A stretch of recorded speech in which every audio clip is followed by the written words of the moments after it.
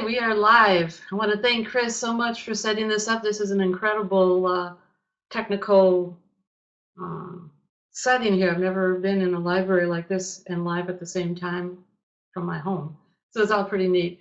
I would like to also thank New Harbinger Publications, they're my publisher for my new book, The Queen of Distraction, and they have really worked hard at putting this together as well. So thank you, and a special thank you to Karen, wherever you might be. So yes, I'm Terry Matlen, and the author of the new book, The Queen of Distraction, which just came out a couple weeks ago. And tonight we're going to be talking about how women with ADHD can conquer chaos, find focus, and get more done. I have to tell you, well, let me tell you a little bit about myself. Not too much, but I am a psychotherapist, I'm a writer, I'm a coach, I'm a consultant, and I have ADHD myself. My whole professional work for the last 20 years has been working with adults with ADHD with a special focus on women with ADHD. And I also have a young adult daughter with ADHD. I come to you tonight with experience from A to Z. That could be a good thing or a bad thing. So yes, I wrote the book, A Queen of Distraction, and I'm also the director of an online website for you to check out called addconsults.com, and also queensofdistraction.com, which is a group for women with ADHD who are looking for group coaching online, a very affordable resource for women. So I'm seeing that a lot of you have come to join me tonight, and I'm really excited and happy about that. On the other hand, it tells me that there's something wrong. So many people, so many women especially, are not getting the information, the help, the resources that they're looking for. And even though I've been doing this now for close to 20 years, as I mentioned, we still have huge gaps in the resources available to you. So by virtue of the fact that you're here tonight means that you're still searching, you're still looking for answers, you're still looking for help. So that is, a double-edged sword. Maybe someday we won't need webinars like this because you'll have found professionals in your area who are giving you the help that you need. Maybe by then we'll understand ADHD a little bit better. So until then, I'm here tonight and we're going to spend some time talking about ADHD in women, and then I'll take a break so that you can ask me any question you'd like, as long as it's pertaining to ADHD. So one other problem that I have noticed for the last 20 years is that a lot of women come to me and say, I've gone to a professional and I've been diagnosed as being depressed. And I've been getting therapy and medication to help with the depression, but I'm not feeling any better about myself. So what's happening is a lot of women are looking for help and they're being misdiagnosed with depression. The ADHD is being completely missed, and I would say the majority of the time. So they're not getting the appropriate help.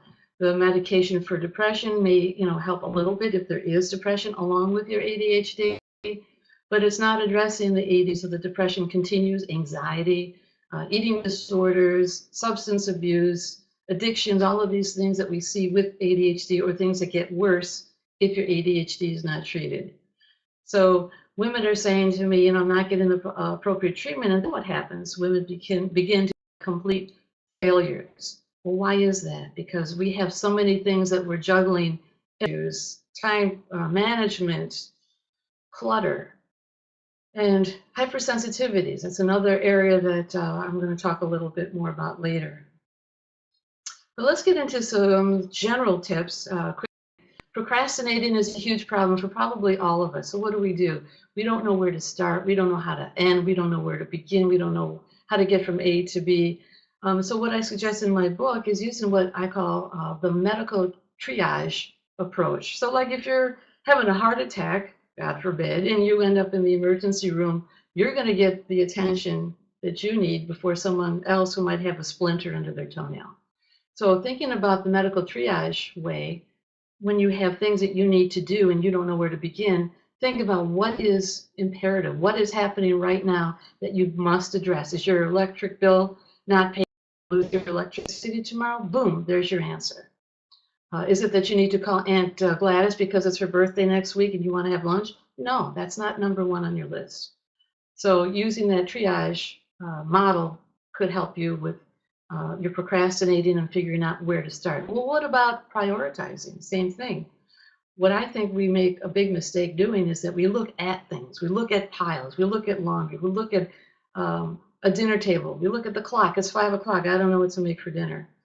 And instead, what I suggest we do is to begin to look inward and look at how are you feeling by listening to yourself, an idea of what it is that you need to do at that point in time.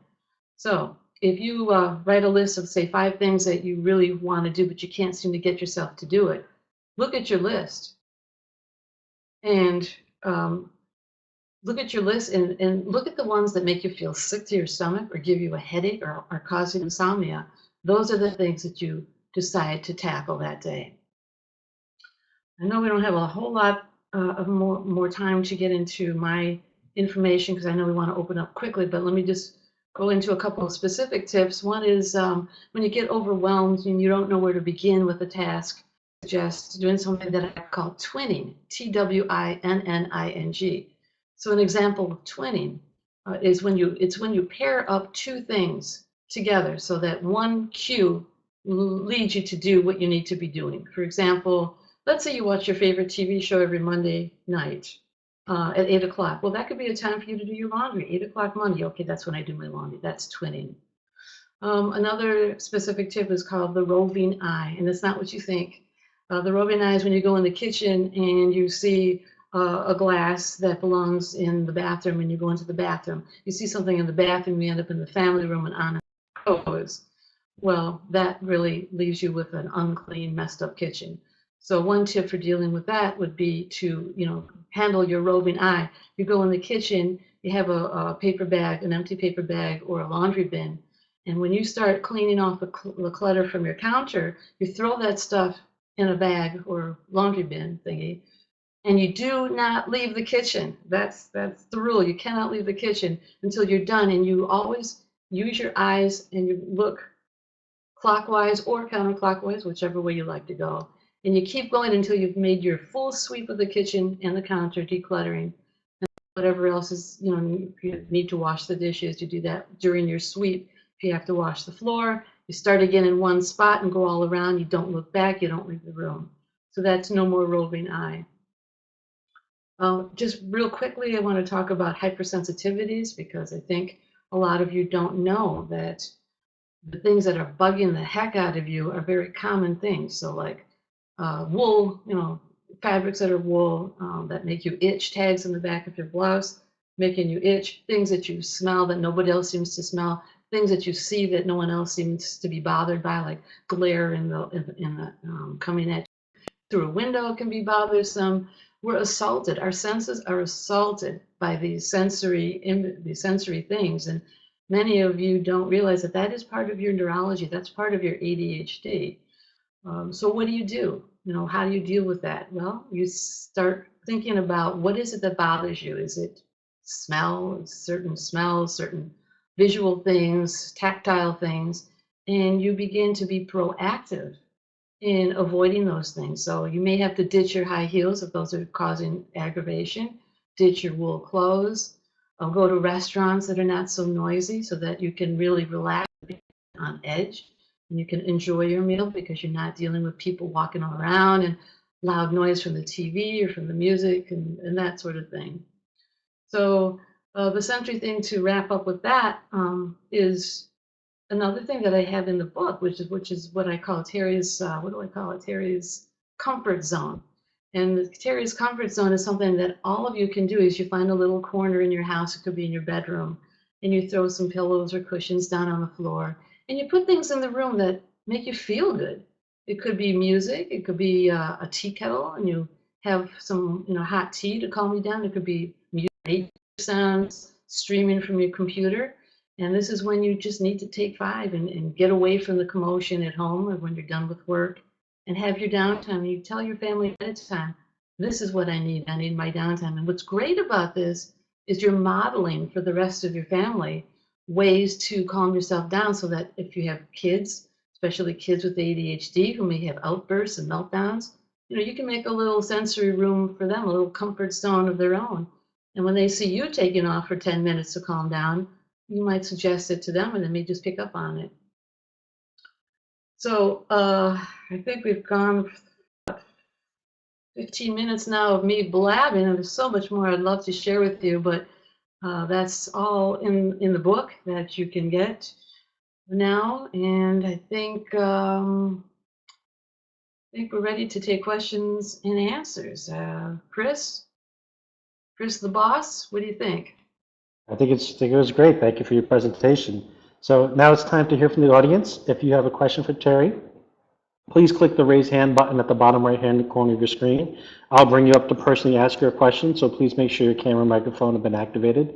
To activate, scroll over your silhouette, click the settings button and the instructions. If you do not have a webcam or a mic, you can write in your questions using the ask questions button. So Terry, I'll go ahead and send you the first question. Actually, the first person I'd like to talk to you is Ashley. So I'm going to come off air and I will put Ashley on to speak with you. Hello, Ashley. I'm waiting for your question. I'll be right with you.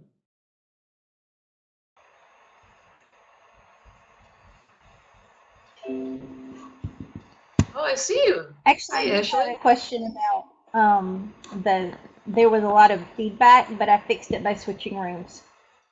Oh, okay. So you're okay now? Okay, it worked because my ADHD was kicking in, but I fixed it. Good for you. Well, thanks for coming out tonight.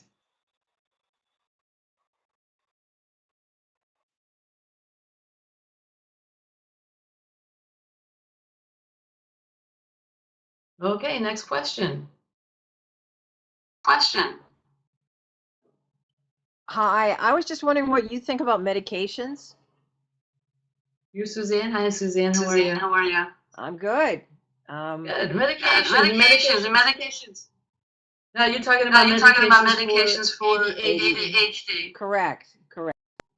Okay. I'm getting an echo, Chris. Is there anything I can do to stop the echo?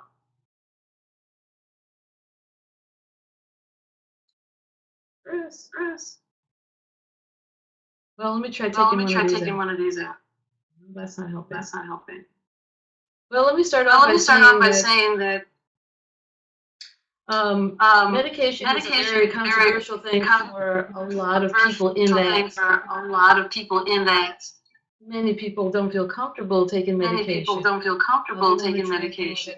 Medications in their bodies. I'm going to talk to you about two sides of that whole story. I think that before we take medication, you can try other things first. Some of the things that work for treating ADHD, of course, are, talk about counseling. ADHD coaching is a huge help for working with your executive function, which is figuring out how do I get from A to B. Where do I start? Where do I begin? How do I end? So coaches do a great job in helping adults with ADHD. But sometimes that's not enough, and medications are needed. There are many studies out there because stimulant medications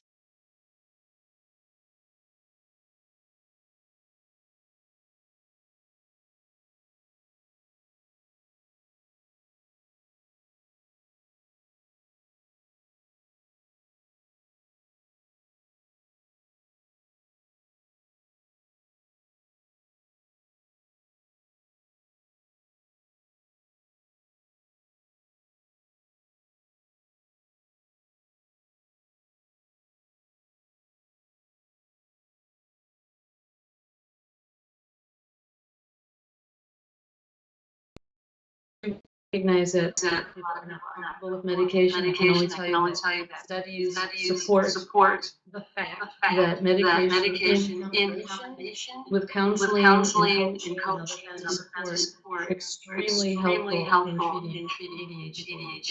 I hope that there are some other non-nutritional things that people find helpful, and there is research to back that. One of those is exercise. Exercise has been shown to alleviate any ADHD symptoms in children. It's an excellent thing to do, even if you are taking medication.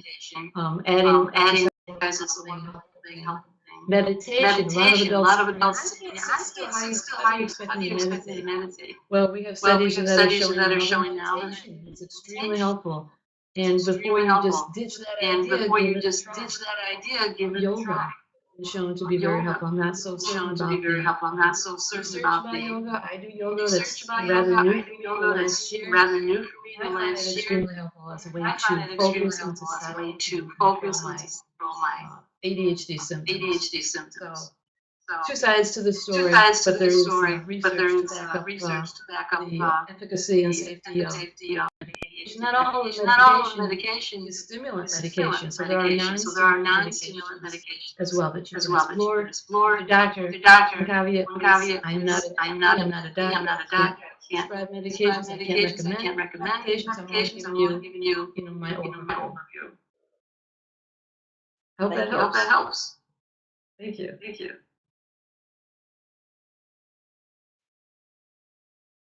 Next question.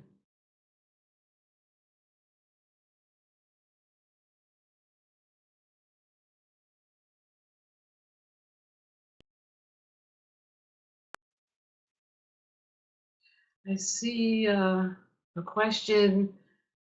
I'll read it to you because I don't think you can see it, from Anna. Anna, you mentioned that one of your kids has ADHD too. Is ADHD genetic? Yes.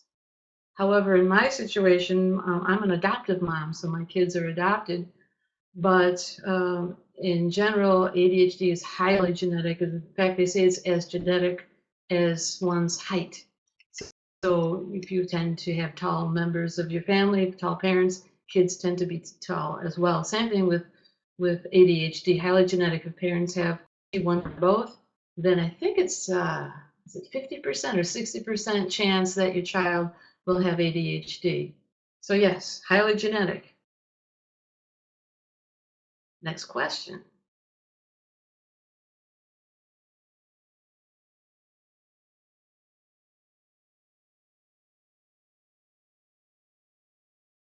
This is from Jane. Sometimes I think I might have ADHD, and other times I think the world is just too busy. How do I know if it's ADHD? That's actually a really great question, because our world has changed dramatically from the time my kids were little to now. I question how you young moms deal with raising your kids in this age of electronics and fast movement, and everything is just happening. I'm seeing 10-year-olds with iPhones, and I question what's happening here.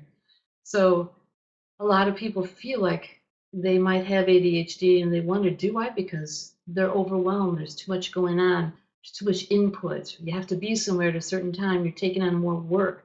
You're working maybe 10-hour days, when in the old days we were working 6, 7, 8-hour days, and you're feeling overwhelmed and distracted and just shutting down. So one way that you can tell, I actually got this from a fellow named Tom Hartman. Tom Hartman, years ago, he was one of the frontier advocates of understanding ADHD through his books. And he talked about just what you're asking. And his thought was, you have ADHD if you go into a forest where there are no electronics, no TVs, no phones, nothing, and you're still restless and hyper or inattentive, or all those symptoms have followed you into that kind of quiet environment. So I don't know if that's something that's realistic that you can do, but I'm sure there are times when you're somewhere, like on a vacation at the beach, and you can sort of tell that you're annoyed because you have nothing to do, or you're ticked off because someone cut you off on the road while you're driving. So there are ways to tell, but it can be a little bit confusing. The best way to know for sure is to go to a professional who has a really good take on adult ADHD. There's not many of them, and to go for an evaluation, which brings me into another little piece about how to find somebody who can evaluate you, because I've been talking about how hard it is to find someone. Well, there are websites that have ADHD directories where you can find clinicians, not just clinicians, you can find coaches, educators, attorneys, whatever you need to help you with your ADHD, professional organizers. So my website at addconsults.com, I have a professional directory there. ADA, which is the Attention Deficit Disorder Organization for Adults. Wonderful organization. I hope you join. They've done an incredible job with ADHD Awareness Month. And they have a website at add.org. And on their website is a professional directory as well. And the third large at chadd.org, another wonderful organization that supports and educates children and adults with ADHD. Okay, next question.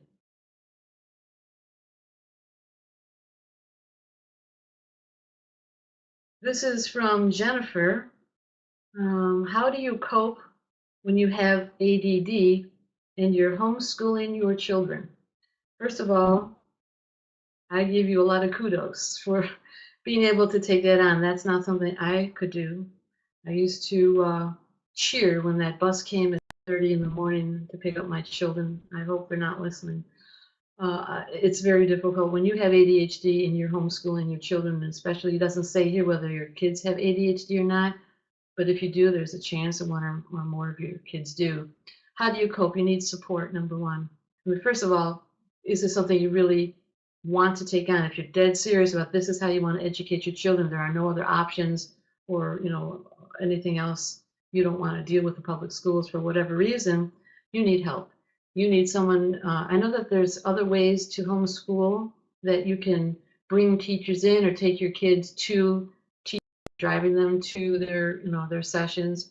And there's all kinds of networks for homeschoolers. I remember a while ago, I couldn't tell you now where I saw it, that there was a group of homeschooling parents with ADHD in the mix.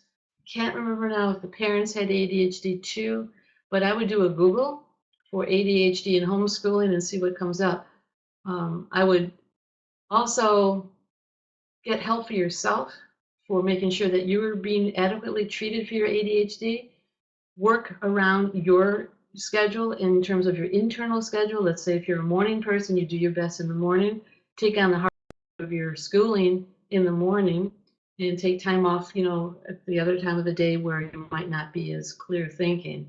So start thinking about when do you feel best? What kind of environment works best for you? What kind of room works best for you? And then hook in with other parents who are doing what you're doing, because it's a very difficult thing to do this alone if you have ADHD. Okay, I think next question. Oh, we've got someone coming up on video. This is Victoria. Better put these in. Hey, Hey, Victoria. Hi, how are you? can you hear me? I sure can. Okay, I don't know about awesome. the rest of the room. Can the rest of the room hear me? Somebody give me a thumbs up. Well, you know what? I'll repeat your question in case they can't. How's that? Okay. Well, I have been recently diagnosed with ADHD 2 years ago by my psychiatrist. And so I've been on Adderall XR and I've been doing cognitive behavioral therapy. And, a lot of stuff has improved. My room's more organized and, I can keep track of things. And I was taught through cognitive behavioral therapy that routine is really key. What I have a hard time struggling with, though, is that sometimes in life, stuff happens and it sometimes will throw you off. Like I will have like my finances all organized, or like I'll have a project all planned out. Something would happen, and I don't know. I guess I'll just have that, that feeling of just like 10 things coming at once, and you're not sure what to do. How do you recommend dealing with that situation? Couple of all, I think we have to accept. We talked earlier about accepting our ADHD. We're not going to, for the most part, be like everybody else, even with optimal treatment, medication. You're on medication, you're in therapy, you're doing all the right things. Even so, there's going to be times when the rug is thrown, what's the saying, thrown away from under us, and we're going to tumble and we're going to fumble. And that's just the way it goes. So what we have to do is kind of shift how we see ourselves. Okay, so sometimes when that happens to me, here I am, the so-called expert. It happens to me all the time. But what I've learned is to kind of rename it and have fun with it at times and laugh about it and make a joke out of it. But there are times where it's very painful. And I have a feeling that's what you're talking about, when you want to do something and you think you can do it and you've got all these things working for you, but it still falls apart, like taking care of your finances. This is, again, a time when you need to start reaching out for other kinds of help. I talk a lot about accommodations for adults with ADHD. We know what that means for kids in school who are getting special ed services, but we don't talk about it in adults, but I think we need to. And that's making accommodations for yourself where you need to get the kind of help from the kinds of things that you're talking about. In your case, it may be a huge expense, but I call it, I say it's not a luxury, it's something that we need. So in your case, you might need to hire a bookkeeper once in a while to help you stay on track with your finances. It may seem like a luxury, but I call it an accommodation. Or working with a coach. Or finding a family member who will not, say things negative to you or put you down. You do not want what I call toxic help. You want people who understand you and celebrate you. But finding those kind of, maybe a friend. Sometimes it's not a good idea to get a family member because of all the different things that can play in a negative way, but to find someone, who treasures, all the wonderful things about you and doesn't have the same kind of relationship that a spouse or partner would have. Getting help and changing how you think about getting help and not seeing it as, well, I should be able to do this. Well, heck, I should be able to do these things too, and I can't. That's part of my ADD. Okay. All right, thank you. Well, thank you. Nice seeing you. Yeah, nice seeing you. Thank you. Okay, next. This is from Lisa. Do meds help with working memory and long-term memory? Any strategies to help with this? This is a very interesting question that I've read about, and I'm not quite sure I even understand. I think the medication does help with working memory in terms of how it helps with the distractibility. So if you're not as distracted, so for instance, stimulants help you get away from the distractibility. It helps you focus more. That's why you see kids taking medication. They can do their homework. They can attend better in classrooms with their teachers. They can pay attention better. Same with adults. So if your attention and focus are due to medication, or if it's through exercise or meditation or whatever, but in this case we're talking about medication, I think what it does more of is taming the distractibility factor of your ADHD, which then helps you to bring in information into your brain and help you with your working memory. Working memory is, the minute by minute things that you're doing and thinking. And long-term memory. The long-term memory and medication, that part I really couldn't answer. That would be something for maybe a neuropsychologist or neuropsychiatrist to ask. But in terms of working memory and executive function, like, what do I have to do now? What do I have to do next? Medication does help that, mainly, I think, because of helping deal with the distractibility factor and helping you to focus.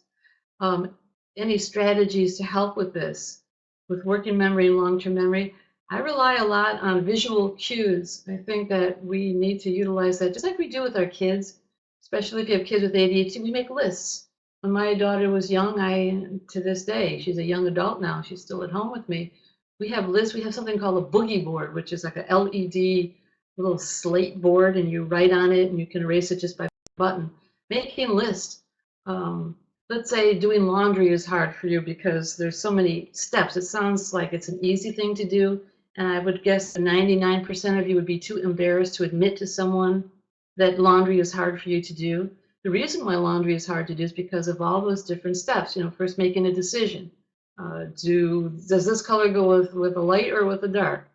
Do I put this load in with cold water or hot water? When do I do this? Where do I do that? There's so many steps to doing a seemingly easy task like laundry. So using visual cues, I worked with a woman where we just broke it down. So we had a big poster board, and she had it in her laundry room. Number one, pick up laundry from the floor of each bedroom into a basket. Take baskets down to laundry room. Sort lights from darks. Start with a light, A to Z, because then she didn't have to keep grappling with her memory and her executive function about what do I do next. It was all there, and that doesn't mean that you're not intelligent. On the contrary, there is no real correlation between having ADHD and your IQ. Many people with ADHD are extremely brilliant people. You'll see, go on and do a search and you'll see what I'm talking about.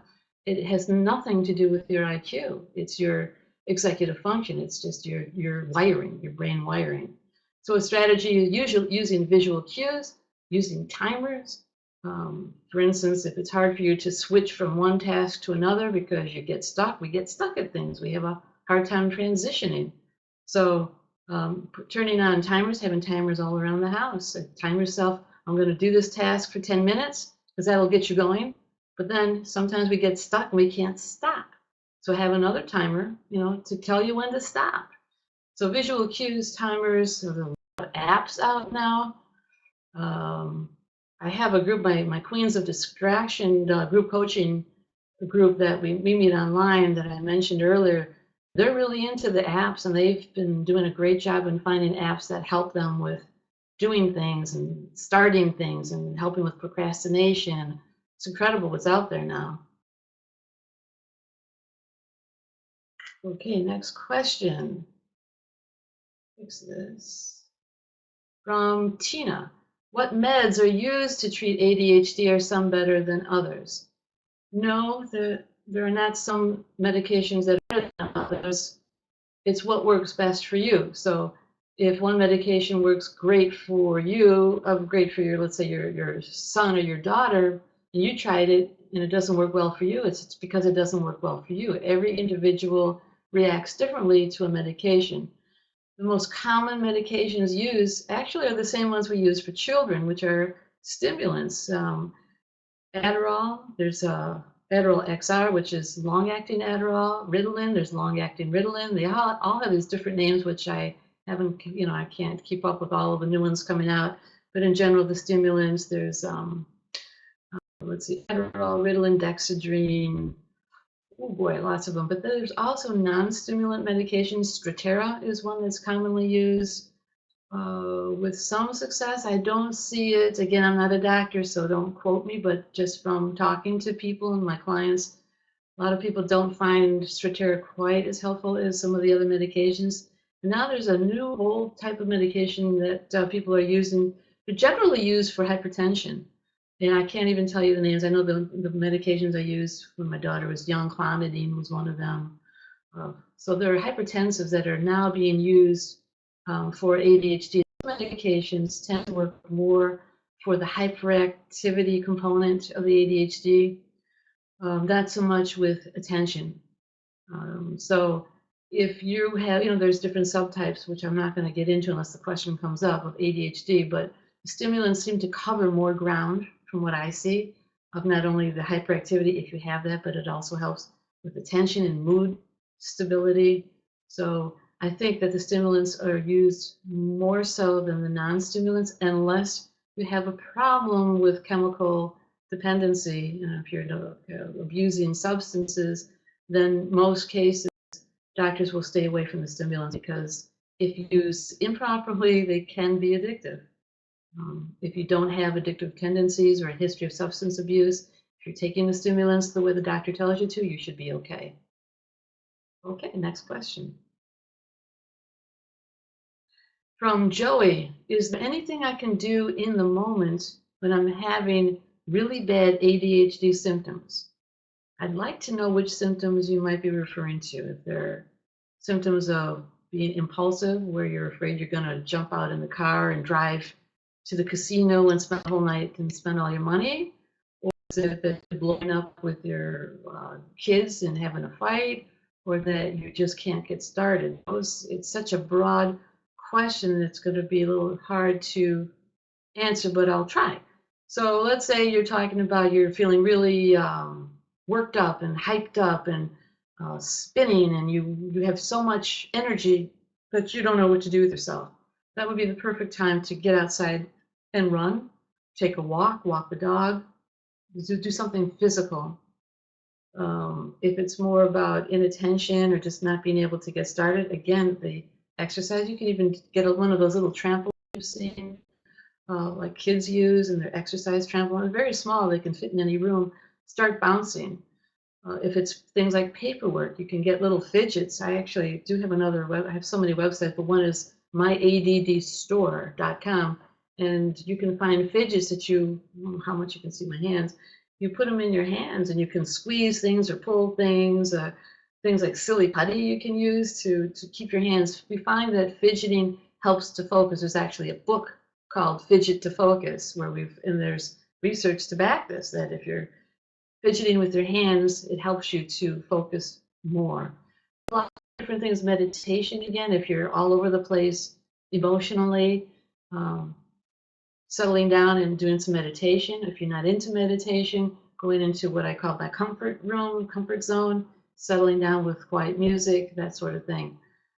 Sometimes it means just reaching out to a friend who really understands you and saying, I'm having a tough time. Can I talk it out with you, or will you go for a walk with me?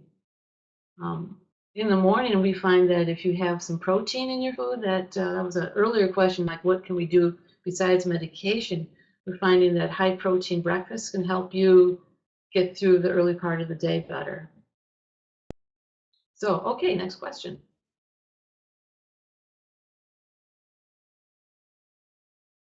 This is from Rebecca.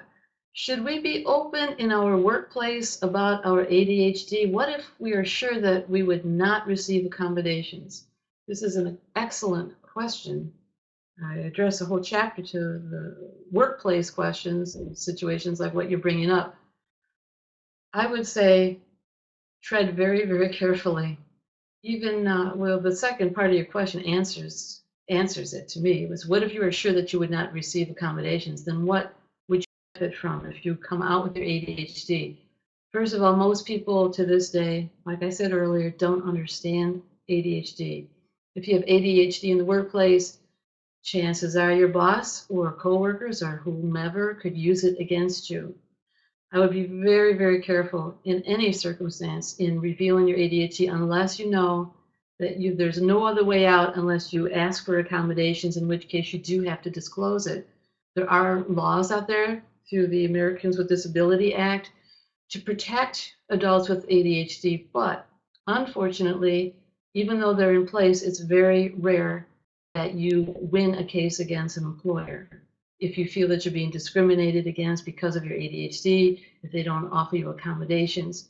So what I suggest you do is, instead of revealing specifically about having ADHD, is that you use words to describe your ADHD. So you could say to your boss, I really love my job and I want to do the best I can. I really want to do my best, but I get, when people keep coming into my office asking a lot of questions of me, it throws me off.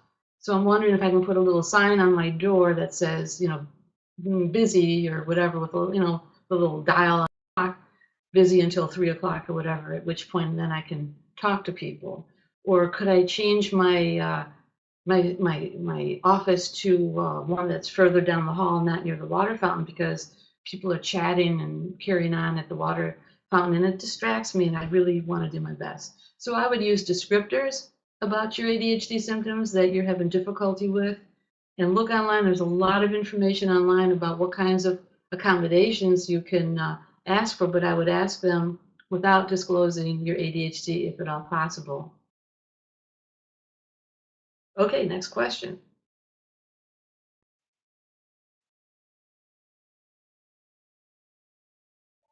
Also, kind of continuing with the last question, this one is from Vanessa. Tips for workplace noise distractions. Combat the jumping off, the focused track, and homicidal urges by repetitive, interruptive sounds. And I understand what you're saying, that the noises at work can make you want to take a knife to someone's throat, because it does really throw you off track. One thing that works, if you're allowed to do, I would hope that would be acceptable in most workplaces, unless it's very important that you hear what people are saying, that's different, is to use headphones to block out the noise, is to get a noise machine. What do you call them? They block out the white noise. Or if you're at a computer, they have these wonderful streaming nature sounds that can help block out noise distractions. In fact, I went through a real bad time with insomnia a while back, just horrible. So I took my laptop and put it next to my bed, and I found this free. You can do a search on Google for nature streaming sound, something like that.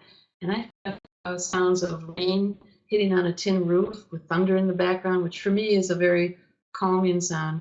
And I didn't hear any of the noises in the house, and it was enough to distract me from my inner thought, because if you have ADHD, that means you ruminate like me. You think about things over and over, and those kinds of things can also help. So see if you can either wear headphones or play some kind of music, and of course that's not going to work if you're with customer service or you're on the floor with sales, but if you can get away with that, then I would go for that.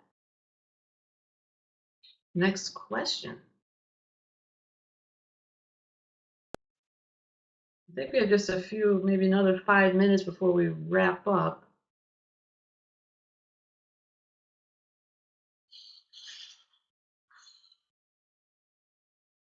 Now don't be shy, you guys. Okay, here we go. This is from Trisha. I've been diagnosed with inattentive ADHD, but I'm really pretty introverted and shy. Does that make sense? Is this normal? Yes, yes, yes, yes. There are 3 subtypes of ADHD. There's ADHD hyperactive impulsive type. These are those who can't still, who impulsively do things like, well, there's a lot of impulsive behaviors that they deal with, you know, jumping from job to job, relationship to relationship, spending all their money, overdrawing their budget, their checking account. Then there's ADHD combined type, which is a combination of the hyperactivity, impulsivity component, along with the 3rd subtype, which is inattentive subtype, is what Trisha, what you're talking about. So 3 subtypes. You're talking about inattentive.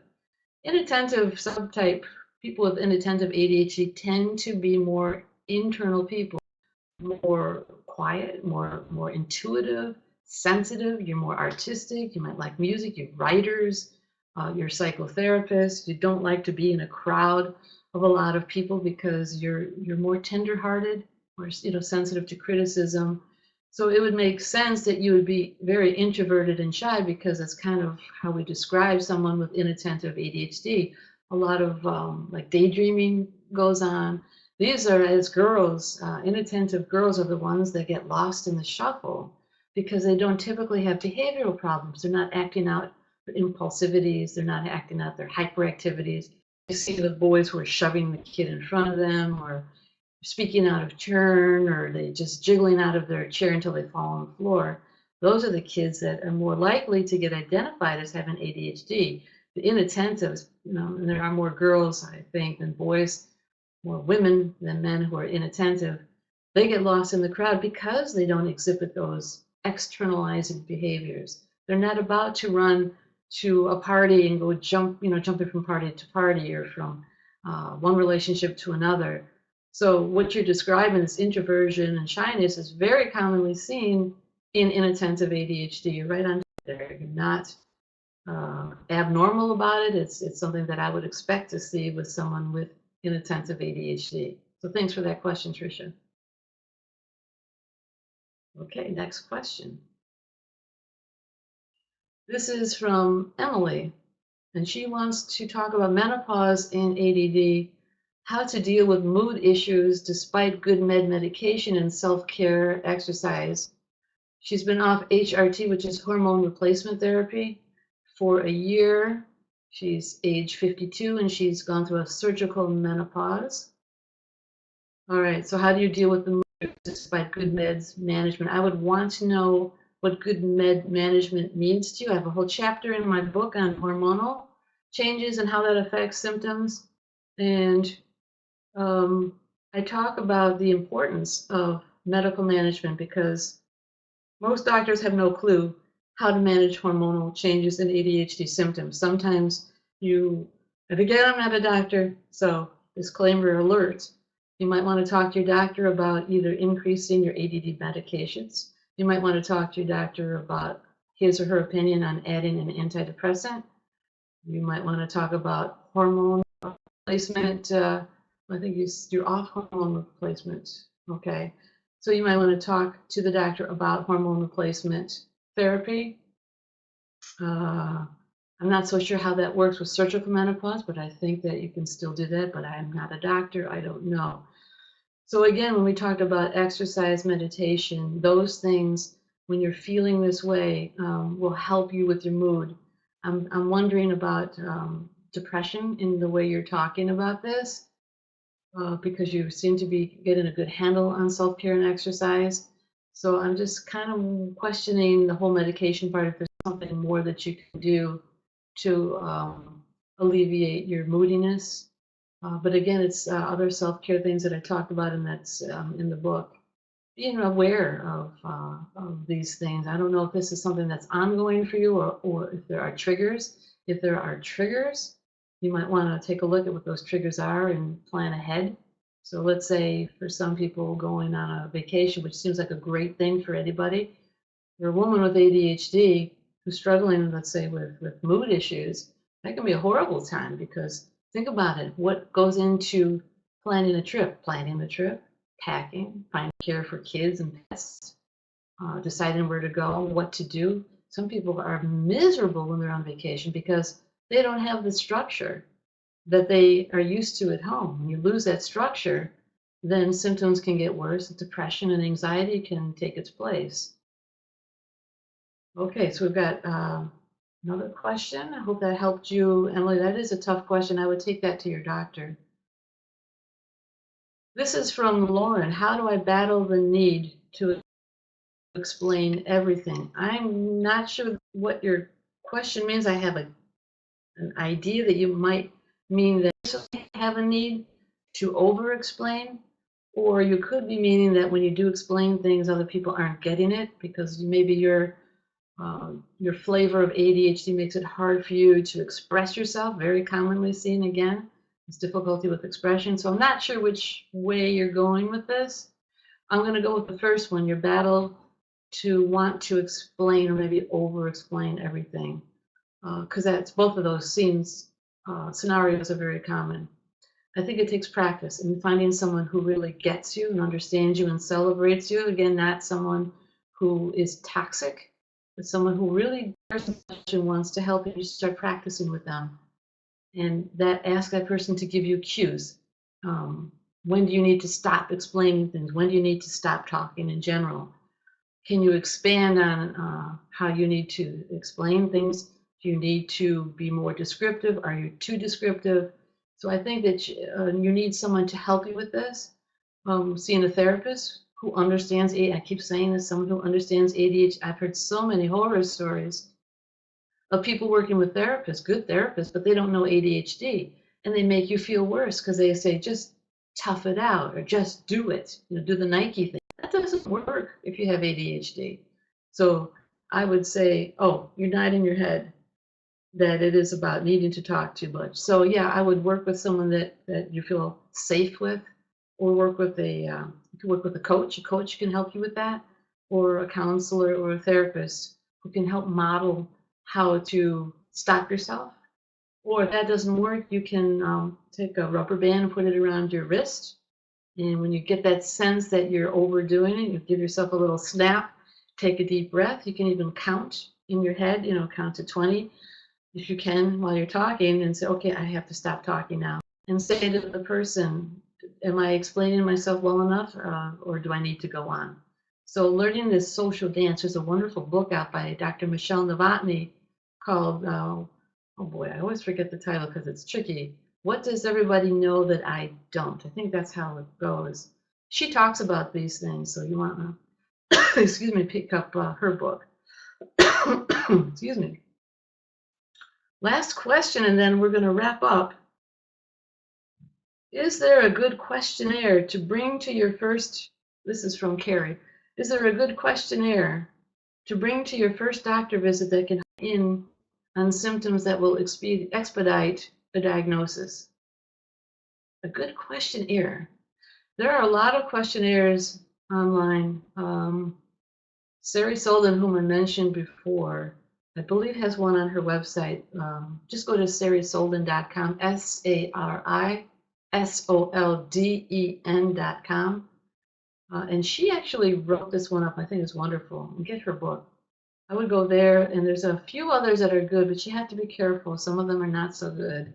If you want, you can email me and run it by me, which I guess I should give you my email address, which I didn't do in the beginning. So let me do that right now. My email address is Terry, Terry, at ADD Consults. So it's spelled ADDCONSULTS. Okay, so I think that's it for the questions and answers. I think it's time to wrap up. I want to thank all of you again for coming tonight to listen to me and to bring your questions, and I hope I've been helpful. I want to tell you a couple of exciting things. First of all, to show my appreciation for you coming out tonight, I am going to be entering all of you who have registered tonight to enter into a contest to win an autographed copy of my book, The Queen of Distraction. The winner will be announced by email in a few days. And everyone who has participated tonight, or even if you didn't ask a question, that's fine, as long as you're registered and here, you will also receive a little thank you gift via email from me. So look for your email to see what that's all about. It's kind of exciting. A reminder that you can buy my book, The Queen of Distraction, at anywhere where books are being sold. Barnes & Noble, newharbinger.com. You can get my book there.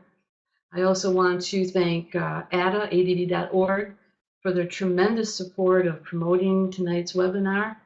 I want to thank my buddy, Chris, at shindig.com. He did a fabulous job. I've never seen a webinar that is so calming and fun to do. So thank you, shindig.com. And I want to thank New Harbinger, who published my book and who put this whole thing together. Special thanks again to Karen and to you, my audience. And just to wrap up, one last thing, I want to give you maybe one more tip you can take home with you. I'm trying to decide which one that might be helpful. I think one thing that, I see so just across the board that women, especially with ADHD, are people pleasers. I have an idea of why that might be. I think it could be because growing up, we've in our minds felt that we've screwed up so much that we want to please people and make them like us and make them happy about the things we're trying to do right, because we see ourselves in our mind as doing things wrong so much. So because we tend to be people pleasers, we tend to say yes too many times, too often, to requests like a teacher saying to you, oh, would you bake 3 dozen brownies for after school band practice? Yeah, sure. Now, if you're like me, you hate to cook, you hate to bake, you don't have time for it, you're not good at it, it's not your thing. It's the last thing I want to do at the end of a day or beginning of a day.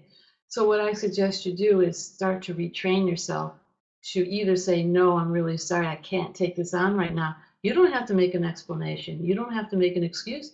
You can simply say, no, I can't, I'm sorry. But maybe Susie's mom has time to take that on. If that's too hard for you, and it is for a lot of people, then try this. Say, let me think about it and get back to you. That way you can really go home and think about it, because maybe you really don't want to bake brownies or be a volunteer and take the school kids on the bus to the zoo, next week. Maybe that's not something you want to do. So you've given yourself a chance to really think it through and say, let me think about it and I'll get back to you. And then think about it. If you don't want to do it, say, I'm really sorry, I can't do it this time. Maybe you can think of something else I can do down the road. Okay, so I think that's the end of the webinar. I don't know if we have another announcement from Chris or the gang, but if not, I want to thank you all again for coming. It's great meeting many of you, and come visit me on my websites, get my book, and connect with me. I love to meet people. Email me, and hopefully I'll see you again. Thanks again.